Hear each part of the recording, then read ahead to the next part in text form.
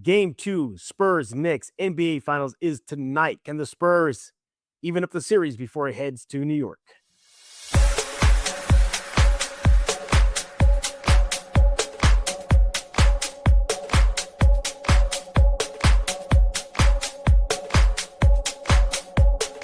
Happy Spurs Day and welcome back to Spurs in Focus right here on YouTube, iTunes, Spotify, Amazon Podcasts, YouTube Music. The list goes on and on. Go subscribe right now and don't forget about the Substack, Spurs in Focus Substack, completely free. Just Google it, sign up right now. We thank you for making Spurs in Focus your first and only spot for all things San Antonio Spurs. This should be your first spot every time, every day you want to catch up on what's going on with your silver and black. My name is Jeff Garcia, longtime Spurs writer in San Antonio. What are we talking about today? Well, Game 2 is tonight. Spurs are down in the series 0-1 to the Knicks. Can they tie it up before the scene shifts to New York?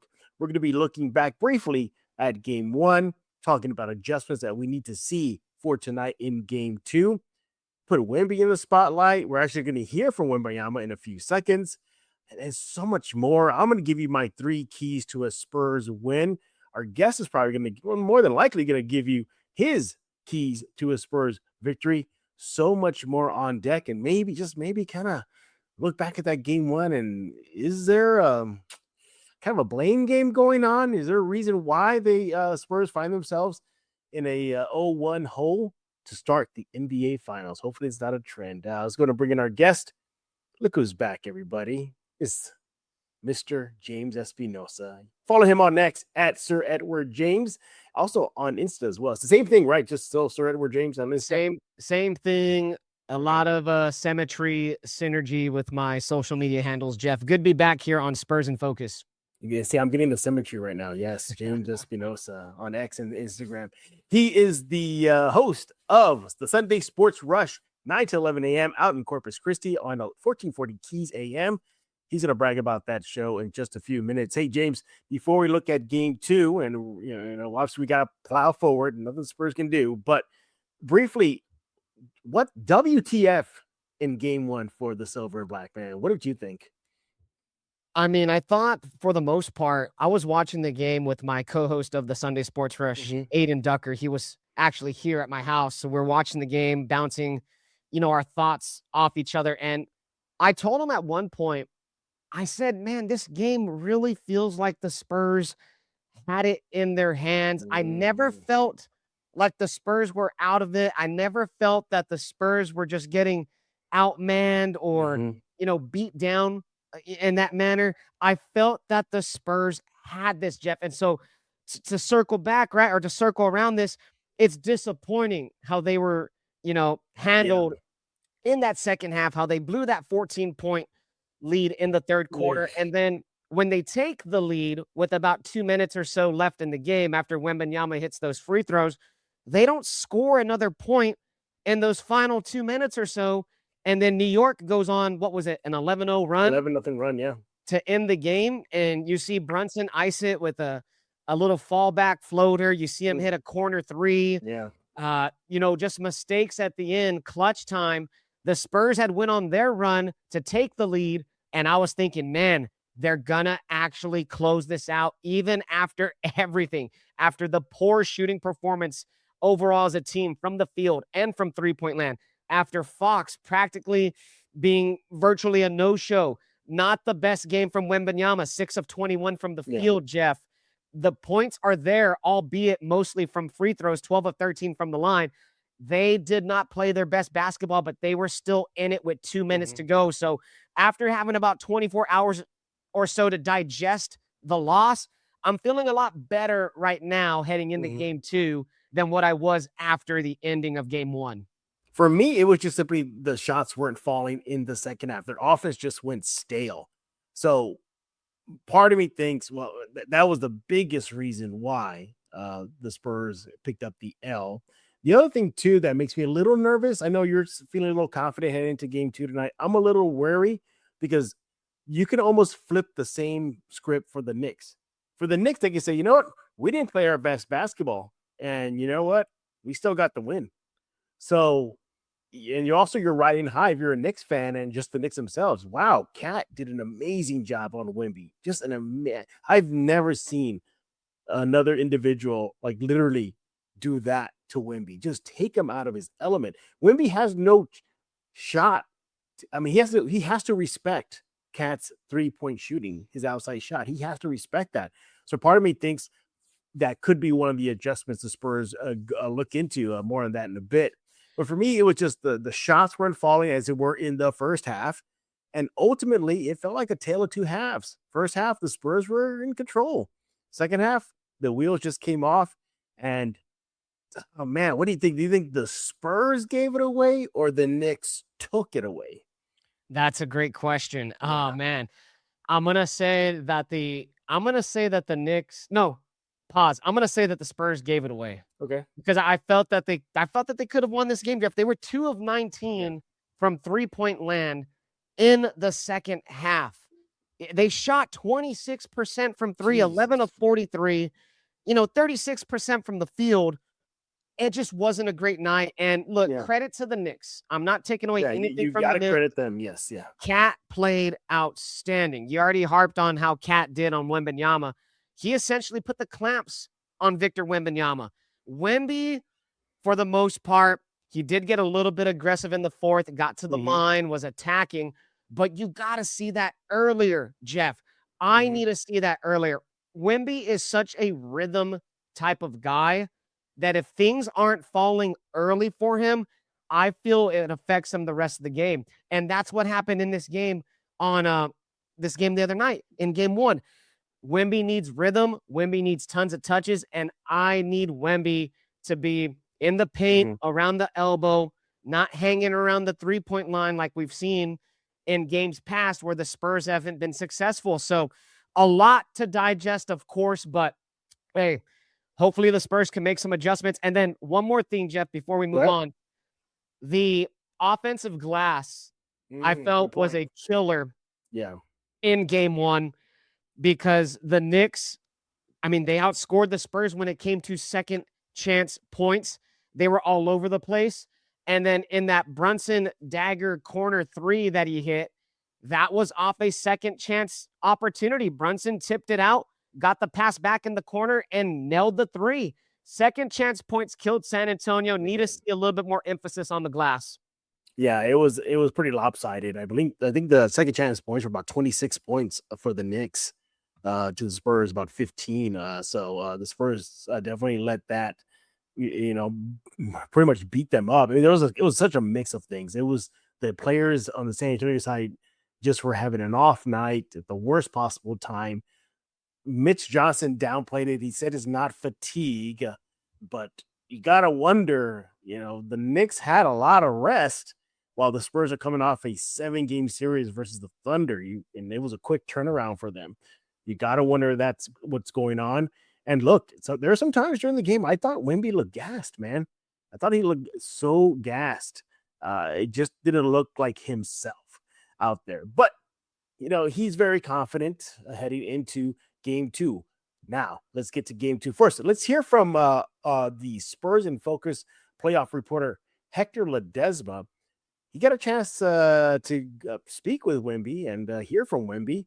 And we're going to do exactly that. We're going to hear from Hector and Wemby. And let's just say Wemby, despite the loss, is very, very confident. Your Spurs in Focus report. So what's in focus following game 1?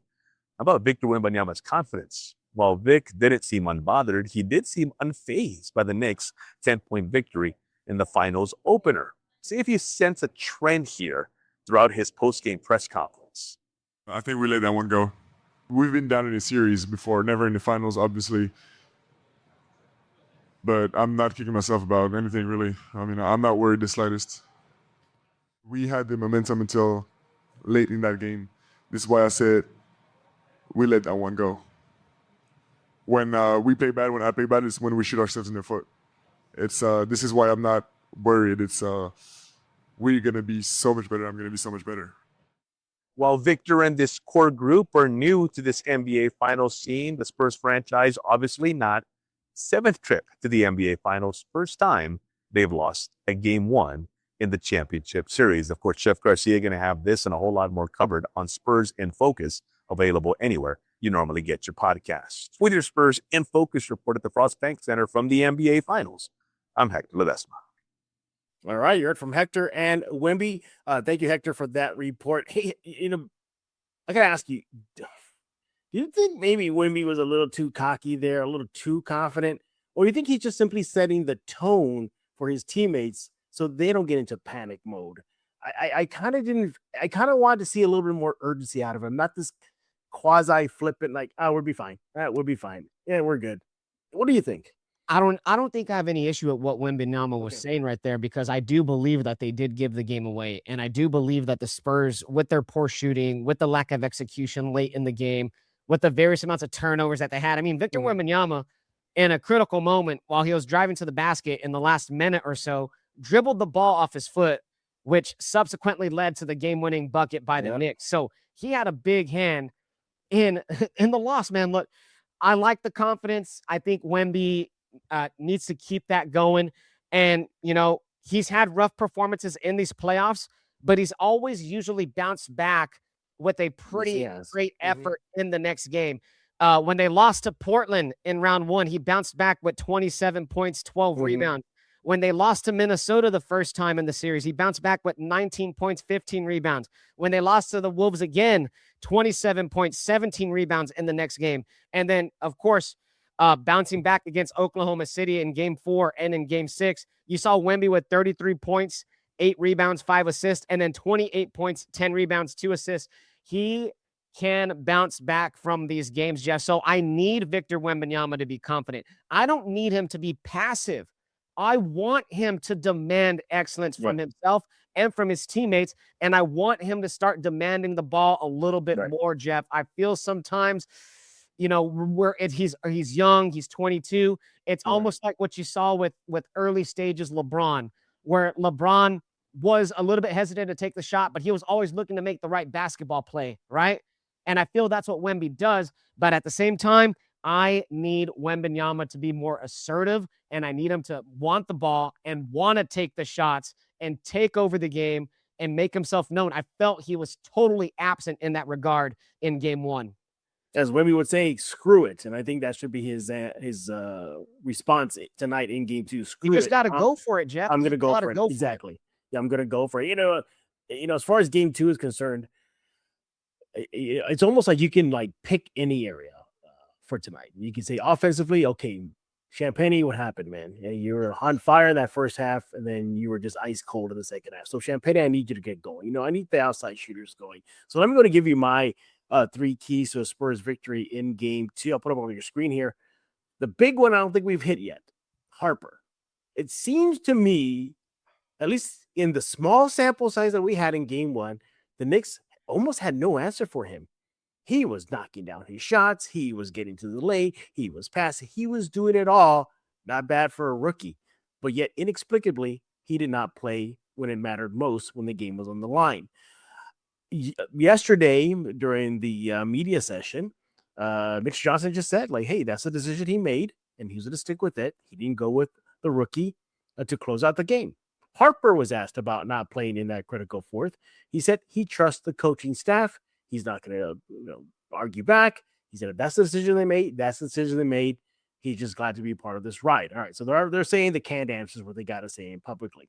But if Harper is cooking the Knicks, I need him to be out there. I don't need to see no loyalty to Fox, no nothing. If the goal is to win the title, and if Fox is having a bad night, again, hopefully not, but if he is, then he should understand, for the betterment of the team, let the rookie shine. Let Harper shine. So if Harper is just wrecking havoc, I need him to be out there as much time as he can. Can we make those threes? Those threes need to fall. Well, it feels like a broken record here, James. It feels like when the shots are falling, the Spurs are nearly unbeatable. We saw that throughout the regular season. We saw the playoff run. We didn't see it in Game 1. I need the 3 shots to start falling. And James, can we get anything from KJ? The 6th man of the year? Can we get anything from Fox? Mr. Clutch, Mr. Co-star to Wemby? I need to see those 2 guys step up. if the Spurs can hit those three, I think they have a good shot at winning. I'm going to leave it up there for a little while longer. Your reaction?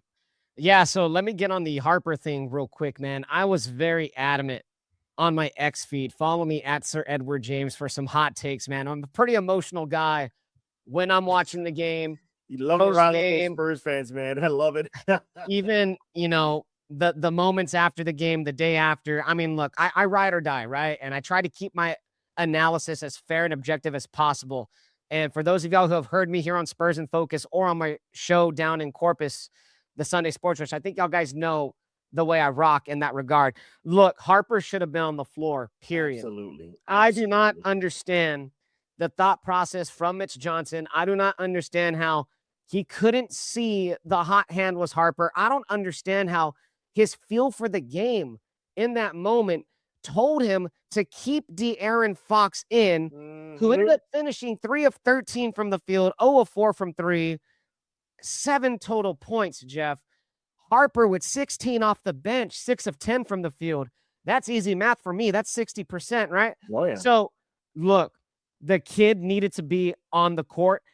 Mitch Johnson, it's inexplicable how he only played Dylan Harper 3 minutes in the fourth quarter, Jeff.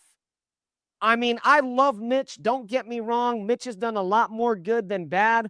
But this was one of those moments where I had to question him as to why. Is it loyalty to the veteran? Maybe so. But you have equity with Dylan Harper. He's the number 2 overall draft pick. You traded for De'Aaron Fox. You drafted Harper, who will most likely be the heir apparent for De'Aaron Fox. My eggs are in the basket of Harper.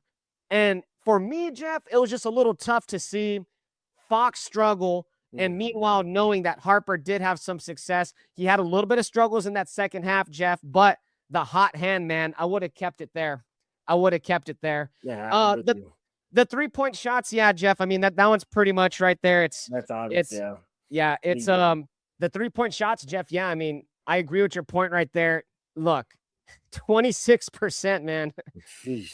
That's not going to cut it. And Champagne did kind of disappear in that second half, and he started out great, but you also weren't hitting from Devin Vassell, who was 1 of 6. Stephon Castle left a lot of them short on the rim, 1 of 5. And then the bench production, Jeff, you only had 2 3-pointers made off the bench. Keldon Johnson was 1 of 2, and then Dylan Harper was 1 of 4. So there was pretty much nothing happening in that regard. And then 2 of 19 from 3-ball land in the second half. I think the Spurs will get back to the mean in that regard. And when the Spurs hit threes, Jeff, they win games. If you just get a couple more of those to fall, the Spurs might have a 1-0 lead right now in the finals. I'm confident that they'll find their shot. They've been a streaky team, understandably so. Hot and cold at times from shooting. But they've always managed so far in these playoffs to bounce back and find their shots. And, Jeff, they were getting open looks. It's not as if these were high contested shots. Majority of these shots were corner threes, open looks from the top. I mean, look, if the Spurs continue to get open looks like that, they will fall at some point. So, yes, let's knock those threes down. Another thing, Jeff, the assist. A season low 16 assists. Now, you could also say, well, they didn't shoot well, period. They missed a lot of shots. They would have had a lot more assists if you make those shots. Even Mitch Johnson talked about how the 16 assist season low, and matter of fact, it's the lowest assist total they've had in a game since 2022, Jeff. It's been that long since they've had 16 assists or fewer in a game. So if they can just get back to distributing, moving the ball a little bit better, and the half-court game also, the Knicks were crushing them in the half court. They were. The Knicks held the Spurs to 81.6 points per 100 half-court plays, Jeff. Meanwhile, the Knicks, on the other hand, had almost 90 points per 100 half-court plays. So, look, I get it. I'm giving you a lot here, a lot to discuss. It's all right. A lot that seems to be fixed. But, man, I mean, those slight adjustments right there, I'm not asking for huge improvements. I'm just asking for slight improvements, and I think the Spurs can even up this series. Yeah, heading into the series, we had a show where we kind of looked at the strengths between the two teams, heading into game one and obviously the series. Surprisingly, at that time, it's shifted a little bit, but at that time, the Knicks were number one in assist percentage and playmaking. And that shined through the stat you just brought up right now, the assists. Currently, throughout the playoffs, they're averaging 26.3 assists per game. It's a lot. They move that ball around. They move it around. And the Spurs, they gotta counter that. Those are some great keys you gave us right now. But we are not done talking about game two. Yes, your Spurs are down 0-1. Can they even it up? We're going to continue talking about that. Kind of a big question, who needs to step up, in this game? I already gave it away. I need to see more KJ and Fox, but is there somebody else? We'll be discussing that and so much more right here on Spurs in Focus with Mr. James Espinosa. He is on X at Sir Edward James, as well as Instagram. As the new leader of the Decepticons, I command you to subscribe to Spurs in Focus.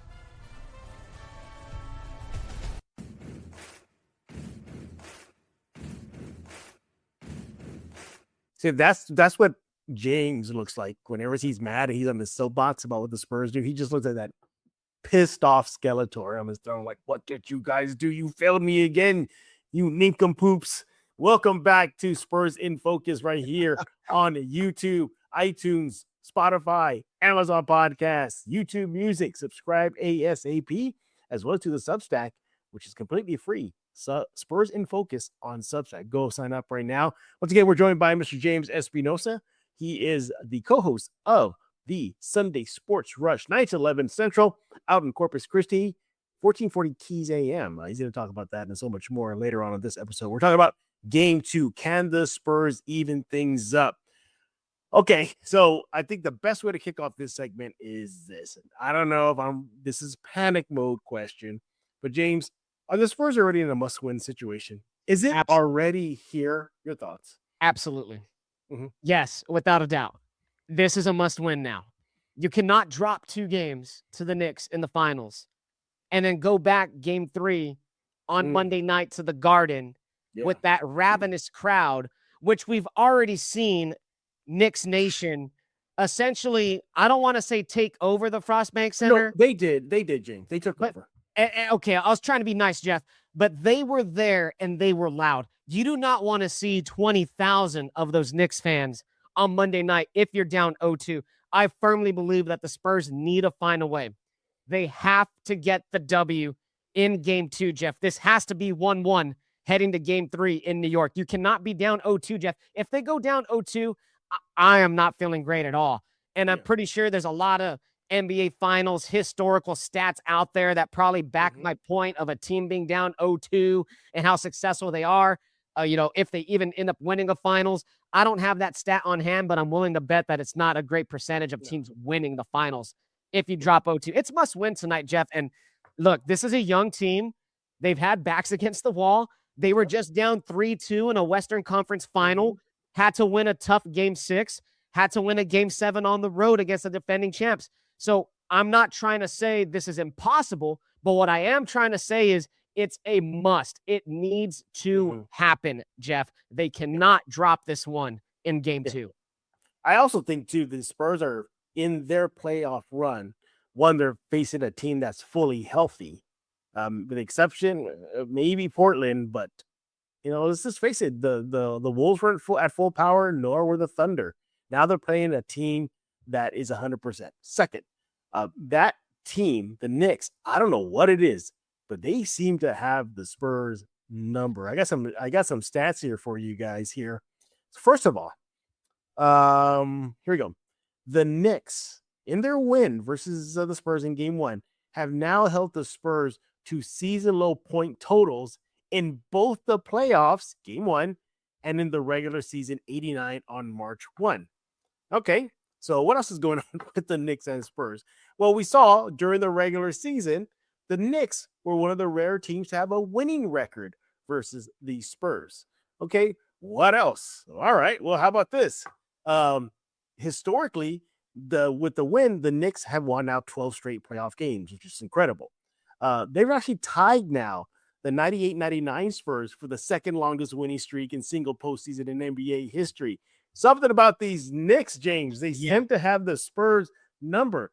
And you look just roster wise, you're like, even on paper, you're thinking, well, man, the Spurs, yeah, they got more talent. They got this is how young they are, athletic they are. But you start wondering, James, I know it's one game, and I'm not trying to be a prisoner of the moment, but who has a better team, the Spurs or the Knicks? There's something of value to say that Brunson and Bridges and Hart, they've been playing together since college. Yeah. And now they're in the pro. They understand one another. Cat is a different cat than Wemby had to deal with. Now, obviously, I think that's going to be one of the biggest Knicks Spurs adjustments is trying to figure a way maybe where Wemby's not one-on-one with Cat as much. But they have Cat who can stretch the floor. You have to honor his three-point shooting. And then they got a bunch of guys that just simply know their role. That's it. Hart, he only had 3 points, right? But he had freaking 15 rebounds. He out-rebounded Wemby. Incredible. By himself. You know what this kind of reminds me of? Shades of, you remember the Lakers and the Pistons finals? Where the Lakers, they got all this talent, Shaq and Kobe, and they brought in Karl Malone, and they brought in Gary Payton. Look at how great this team is. But here comes these Pistons, who just knew their role, and they shocked the world. Hopefully that doesn't happen to the Spurs. But I'm starting to think, like, there's something about this Knicks team. I don't know. They just seem to be a thorn on the Spurs side. What do you think it is?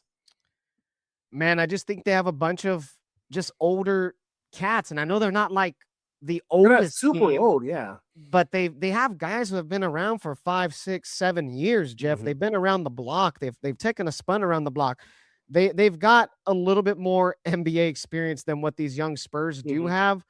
I think that might play a part of it.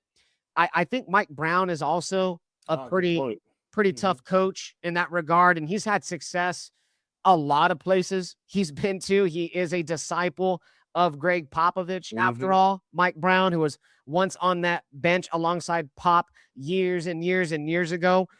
And I think they're tough, Jeff. I think they embody what New York is. You think of New York as being brash and loud, arrogant, but there's a certain toughness to New Yorkers, Jeff. And they don't take crap from anybody.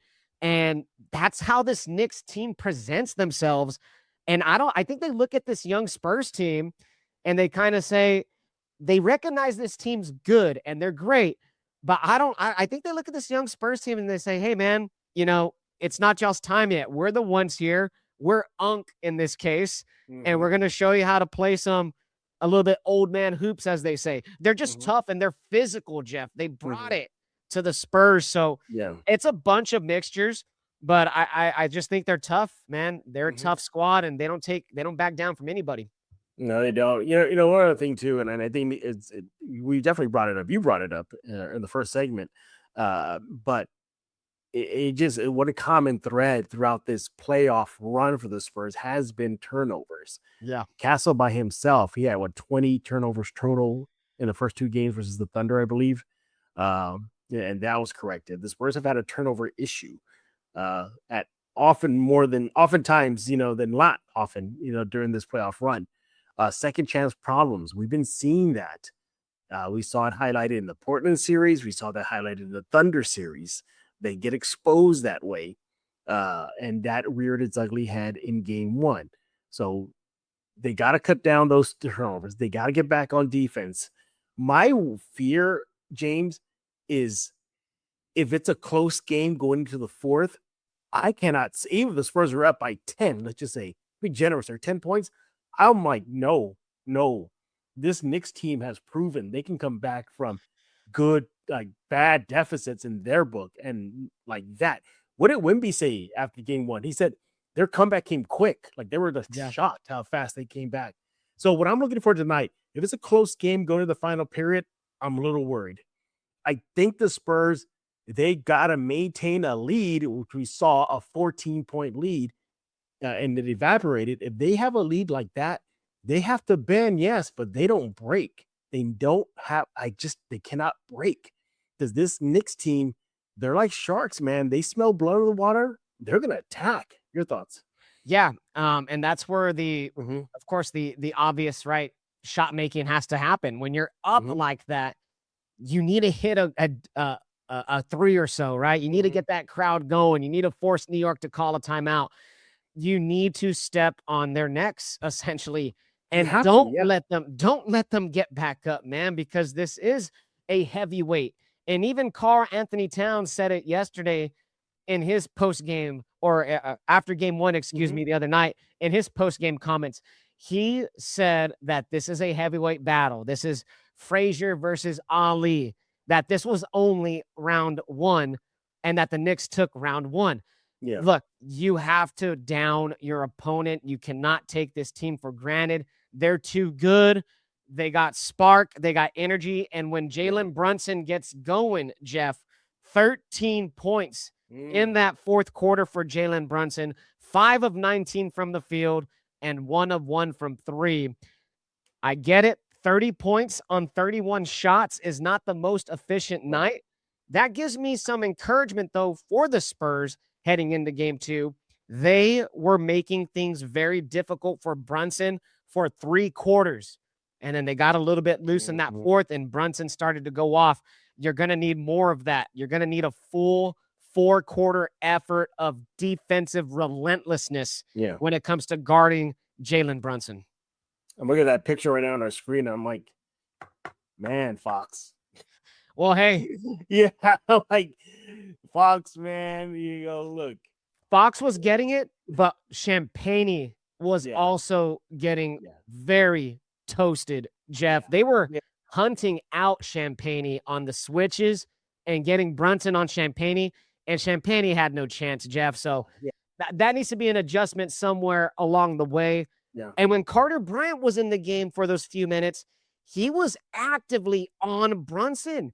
You saw the young kid with his athleticism disrupt Brunson. I don't know what Mitch is going to do in that regard, but definitely try to keep Champagne and Fox off of Brunson. They have to figure that out. I need them to also survive the non-Wemby minutes, man. Oh my God. Saw it. My God. The moment Wemby he hadn't even checked out of the game, and the Knicks were already attacking the paint. Yeah. I mean, they were attacking Cornet. They were attacking anybody who stood in their way. And you saw Mitch. He's like, you're good? How's it? You got a 2.5-minute break. You can get back in. That's what I worry about if Wemby's going to get gassed, because that's the problem. I mean, we all see it throughout the broadcast. James is probably highlighted too on the Sunday Sports Rush. You know, the plus minus difference when Wemby is off the court, not just in this game one, but throughout the playoff run, is just astronomical. They got to do better at surviving the non-Wemby minutes. And that's where a guy like De'Aaron Fox comes in. He has to show up, and he's not shown up. Now, he is not 100% as well. He is playing on a bum ankle. Okay, fine. But I go back to that to start the show. If he's just not, if he's in being a negative, and you got a kid that's just torching him, Harper, put him out there. Just put him out there. And I think Mitch learned a big lesson. You go with the hot hand. You don't go with the veteran in this situation. You go with the hot hand. Harper had the hot hand. Harper was single-handedly destroying the Knicks in the first half, and then he went MIA, and that's on Mitch. And he said that he made the call. So Mitch, you have to do that. Hey, before we give our predictions here, this has kind of been a topic with Spurs fans since the loss and yesterday, and they're going into game 2. While the blame game is going on, was it Wemby not stepping up, not being the star that needed to be the star for the Spurs? Was it Fox for the disappearing act for the entire game? Was it Mitch? I feel that he did some bad adjustments and game planning. Even former NBA player Jeremy Lin was on ESPN, and he in his opinion said the blame was on Mitch Johnson. Where does that fall? Where do you fall in the blame game here? You know, I hate to single out just one guy, right? Because in essence, it was a totality of errors, mistakes, guys not showing up. But if we're playing this game and I'm going to put something on someone, right? I need to see Mitch Johnson formulate some sort of game plan that's going to have Wemby be effective on offense. Mhm. And I felt like that wasn't there. And I felt like Mitch, I don't know what kind of adjustments they were trying to make on that bench, but it just felt like whatever they were trying was not working. So you're going to need more from Mitch in that regard. And then the questionable decision at the end to not have Harper in, to only have him play 3 minutes in the fourth quarter, inexcusable in my opinion. Need to see a lot better from Mitch in that regard, and even Sean Sweeney to a degree, because the Knicks, they were in that second half getting practically what they wanted against this vaunted Spurs defense. They weren't backing down. You started to see guys like OG Anunoby start to get hot in the fourth quarter. He had a couple of critical shots that, got the Knicks up by a few points.